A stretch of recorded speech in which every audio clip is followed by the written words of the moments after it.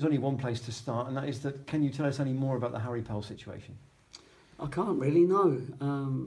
The club have given him permission to speak to Blackpool, and that's what's happening. So he knows that they have to decide today or tomorrow morning, of course, because if they can't get it sorted out, then he remains our player and he'll be playing at Oxford. So, one way or the other, you and he, I guess, would like a reasonably quick resolution. Yeah, and listen, if it's in the next day or two, it will be reasonably quick, because it really only happened on the sort of late on the Friday when, you know, Blackpool made the offer that us as a club accepted. So, just looking at the other end of things, would you expect to have anybody in before the Oxford game, or is that unrealistic? Well, nothing's unrealistic, but at the same time we're working very hard round the clock to try and bring somebody in, because anyway, with Pelly here we needed the numbers. Of course, with positions and that, you're not sure quite yet, so it's just inquiries that if he comes back, you still got him. So we'll have to just wait and see. But we're out there trying to find people that are trying to find us.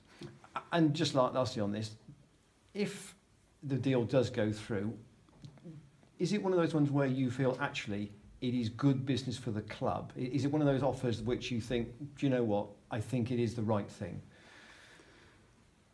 Yes, that's true. I mean, and that's true for everybody. But at our level, players want to try and improve themselves if they can.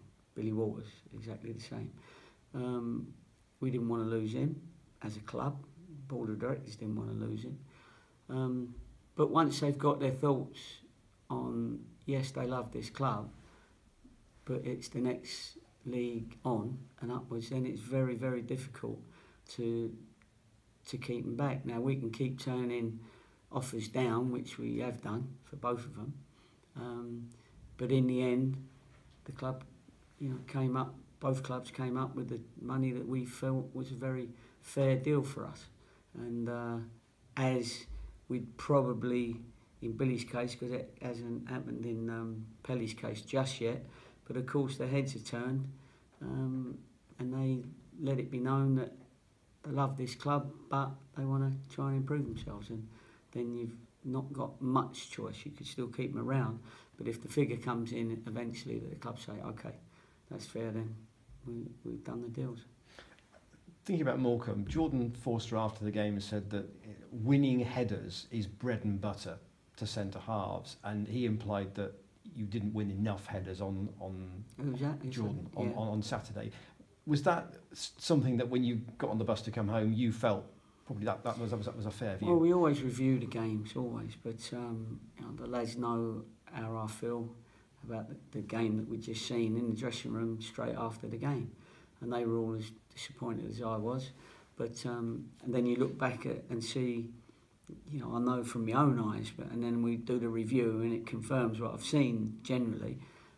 And it was, yeah, we just, the number 9, was it, Oliver, he had a good game, and that was one of his best games we've seen, and he got confidence with the first couple of headers. He didn't win every header, of course, but when it mattered, when they was really pumping the ball into our penalty area, he got on the important ones, and we had to make sure that we did. So a bit disappointing, but we've got to work with them, and sometimes you're going to come up against somebody that has a really good day, and you've got to deal with it if you can.